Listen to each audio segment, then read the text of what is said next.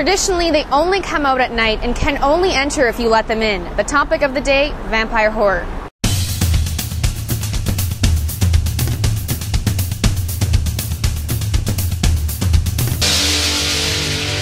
Hi, I'm Justine and this is Bookends. Today I'm going to chat with Michael Rowe about his very first novel, which was published just in time for Halloween, Enter Night.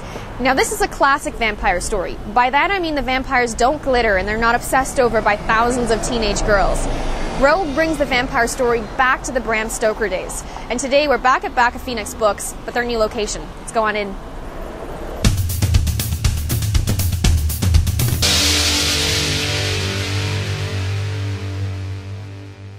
I've got Michael Rowe with me here. Michael, thanks so much for meeting up with us today. My pleasure, Justine. It's a real honor. What is it that, first got you interested in the vampire story? I was a child in the 1970s, and that was a great time for vampires. We had The Night Stalker, we had Tomb of Dracula comic books, which I refer to in the book. And it was a great time to be a vampire fan. It was before Twilight, it was before all that stuff. The vampires were scary, and they were powerful, and we weren't yet in the dark lover phase, which was great.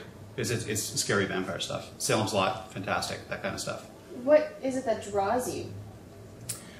Oh, what is it that draws me? I think I like the idea of the power that they have, and I like the idea of a force that is intelligent and evil and driven mostly by hunger, not driven by loneliness or torment or any of the things that seem to bother the vampires of today. Dracula in the Hammer movies, implacable eating machine like the shark in Jaws. Mm-hmm. Yeah, except smart and well dressed. What is your favorite vampire story or author?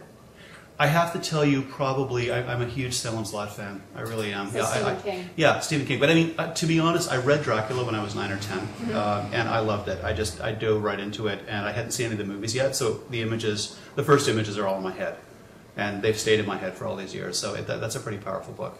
Now, what do you think Twilight has done to the vampire genre? I think well, first of all, I don't think it's the vampire genre anymore because of Twilight. I mean, I think Twilight's turned them into basically elves with sharp teeth, and it's made them asexual and juvenile, and I suppose it's the natural evolution of any genre. It's not something that connects with me. I'm not a huge fan. Mm-hmm. I saw the movie Twilight on a plane, and it just didn't really work for me. And your book is very much, that classic vampire story going back to the Stephen King and Bram Stoker. And you've been saying that this genre keeps growing and becoming more and more popular and saturated. How did you make it different? Well, this is the great thing about publishing with Justine and Brett Savory, my editor, who's actually a writer in his own right, gave me the latitude to go back to do almost a retro vampire story, which a lot of publishers would have said, oh, well, that's maybe not where the vampires are at right now. But Brett said that's what we like. And for me, it was the most natural thing in the world. That's the story that I wanted to tell, and it was set in that time, and the vampires are the way they are. And it was a terrific connection of an idea and somebody that wanted it, and I was really pleased by that. I noticed that you said it in 1972 as opposed to present day. Why is it that you did that? I think personally, as a writer and as a thinker, I have a hard time with the idea of vampires in a small town in the middle of nowhere without somebody jumping on Twitter and saying, help, there are vampires here, or on the internet. It was also a more innocent time. The book is, in a lot of ways, an homage to my own childhood. My favorite character is Finn, who's 11. And he's very much the way I was at that age, and the way my friends were, reading the comic books and living in his head and having crushes on people and stuff like that. And I think there's a lot of nostalgia, personal nostalgia for me that runs through that, including the nostalgia for the days when vampires were scary and spooky and came out at night and slept in coffins and caves and turned into bats and stuff like that. So it's a really unabashed, old-fashioned vampire story. What was it like writing your very first novel? It was scary. It was scary. This is my 10th or 11th book. Most of my stuff has been nonfiction, and there's some anthologies in there as well. It's a different muscle. It's a different writing muscle, and I was not quite prepared for how much of a different writing muscle it is.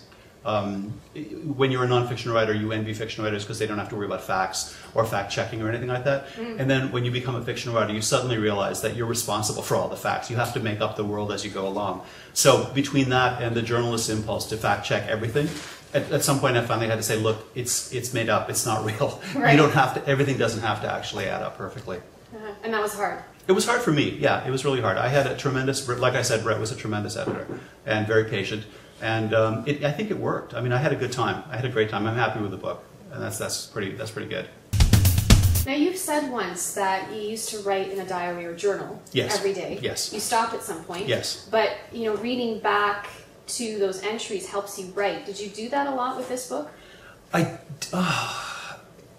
did in terms of tone and time, and in terms of remembering what it was like to be very young, because I keeping journals since I was about 10.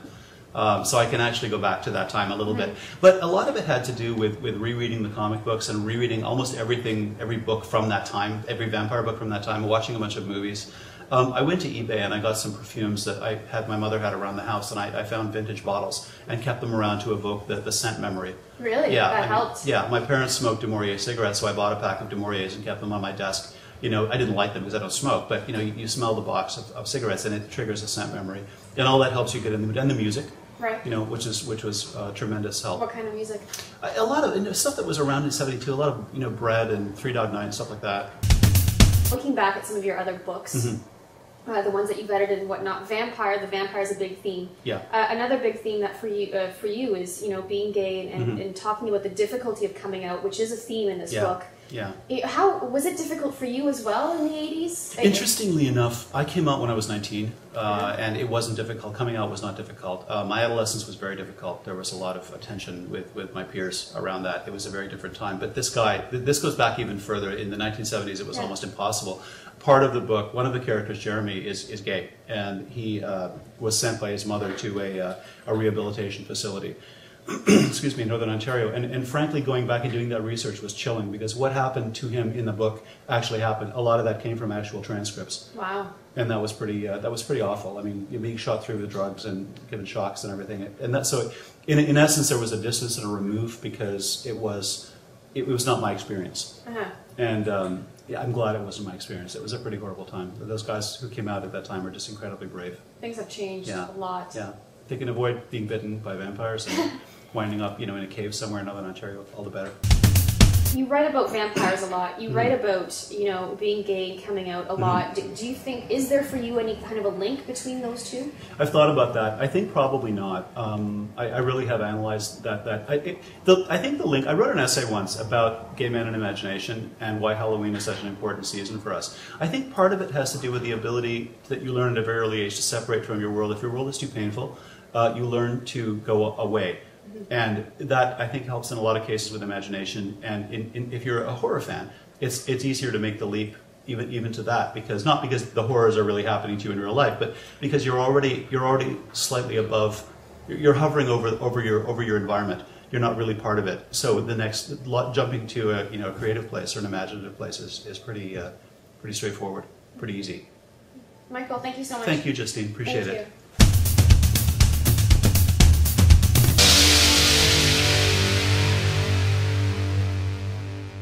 I've now got Ben with me here from Bakka Phoenix Books. Ben, how wide of a variety of subgenres are there in the vampire theme? Well, the three major subgenres we've noticed in vampire fiction are vampire horror stories, such as Dracula, vampire mystery stories, such as P.N. Elrod's Vampire Files or Tanya Huff's Blood Books, and vampire romance novels descended from Anne Rice's Vampire Chronicles. Now, for someone who really is interested in vampire horror, do you have a couple of other recommendations? I'd say classic one is Stephen King's Salem's Lot. Small town America has a vampire move in and slowly corrupt the entire town. Another good one would be Kim Newman's Anno Dracula, which takes place in a world where Dracula won the final confrontation against Harker and Van Helsing and Morris, and went on to marry Queen Victoria and become Prince Regent of England. And it takes place in a world where one of the best ways to get ahead in the world is to become a vampire. Ben, thank you so much. Thank you. Thank you. So for more information on the books that Ben just mentioned, as well as Michael's book, check out our website, bookendstv.com.